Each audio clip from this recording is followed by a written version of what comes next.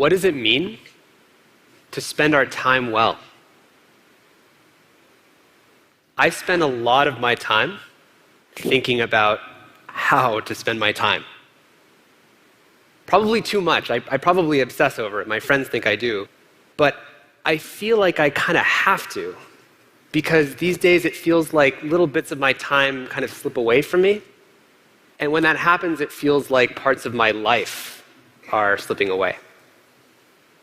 Specifically, it feels like little bits of my time get it slipped away to various things like this, like technology. I check things. I'll give you an example.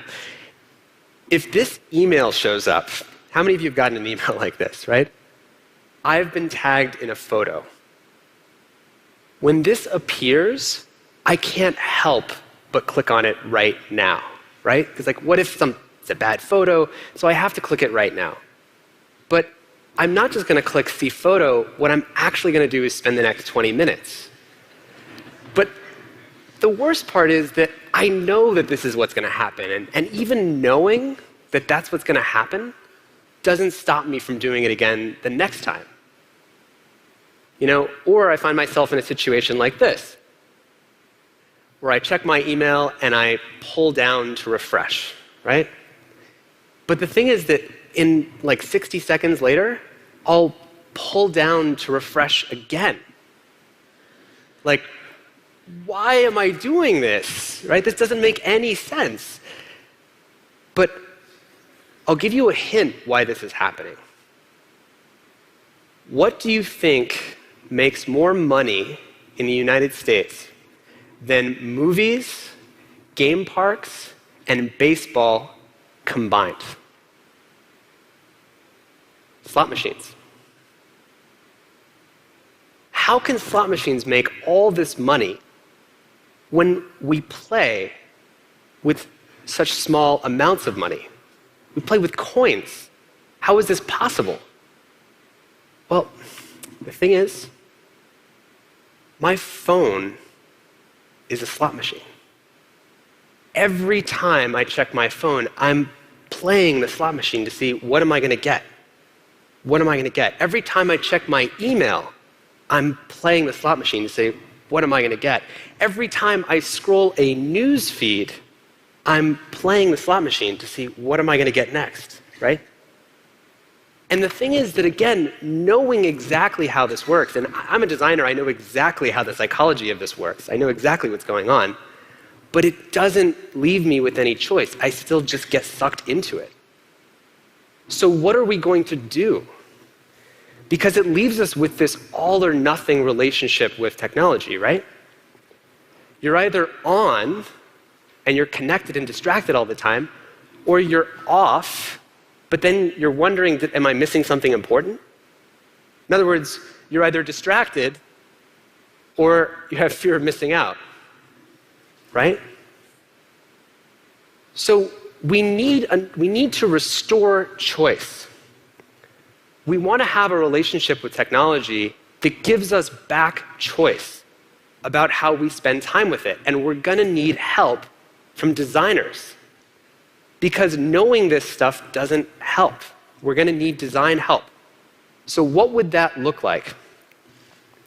So let's take an example that we all face, chat, text messaging. So let's say there's two people. Nancy's on the left, and she's working on a document, and John's on the right. And John suddenly remembers, I need to ask Nancy for that document before I forget, right? So when he sends her that message, it blows away her attention, right? And that's what we're doing all the time. We're bulldozing each other's attention left and right. And there's serious cost to this, because every time we interrupt each other, it takes us about 23 minutes on average to refocus our attention. We actually cycle through 2 different projects before we come back to the original thing we were doing. This is Gloria Mark's research combined with Microsoft research that showed this. And her research also shows that it actually trains bad habits. The more interruptions we get externally, it's conditioning and training us to interrupt ourselves. We actually self-interrupt about every 3.5 minutes. This is crazy. So how do we fix this? Because Nancy and John are in this all or nothing relationship. Nancy might want to disconnect, but then she'd be worried, what if I'm missing something important? So design can fix this problem. So let's say you have Nancy again on the left, John on the right, and John remembers, I need to send Nancy that document, except this time, Nancy can mark that she's focused. Let's say she drags a slider and says, I want to be focused for 30 minutes. So bam, she's focused. Now, when John wants to message her, he can get the thought off of his mind because he has a need, right? He has this thought and he needs to dump it out before he forgets. Except in this time, it holds the messages so that Nancy can still focus, but John can get the thought off of his mind, right? But this only works if one last thing is true, which is that Nancy needs to know that if something is truly important, that John can still interrupt. But instead of having constant accidental or mindless interruptions, we're now only creating conscious interruptions, right? So we're doing two things here. We're creating a new choice for both Nancy and John. But there's a second subtle thing we're doing here too. And that's that we're changing the question that we're answering. Instead of the goal of chat being, let's design it so that it's easy to send a message, right? That's the goal of chat. It should be really easy to send a message to someone. We change the goal to something deeper and a human value, which is, let's create the highest possible quality communication and relationship between two people. So we upgraded the goal. Now, do designers actually care about this? Do we want to have conversations about what these deeper human goals are? Well, I'll tell you one story, which is about a year ago, a little over a year ago, I got to help organize a meeting between some of technology's leading designers and Thich Nhat Hanh. Thich Nhat Hanh is an international spokesperson for mindfulness and meditation, and it was the most amazing meeting. You have to imagine, picture a room. On one side of the room, you have a bunch of tech geeks, right? On the other side of the room, you have a bunch of long brown robed, shaved heads, Buddhist monks, right? And the questions were about the deepest human values. Like, what does the future of technology look like when you're designing for the deepest questions and the deepest human values? And our conversation centered on listening more deeply to what those values might be. He joked in our conversation that what if instead of a spell check, you had a compassion check, meaning you might highlight a word that might be accidentally abrasive, perceived as abrasive by someone else. So does this kind of conversation happen in the real world, not just in these design meetings? Well, the answer is yes, and one of my favorites is couchsurfing. If you didn't know, couchsurfing is a website that matches people who are looking for a place to stay with a free couch from someone who's trying to offer it. So, great service. What would their design goal be? What are you designing for if you work at couchsurfing? Well, you would think it's to match guests with hosts, right? That's a pretty good goal.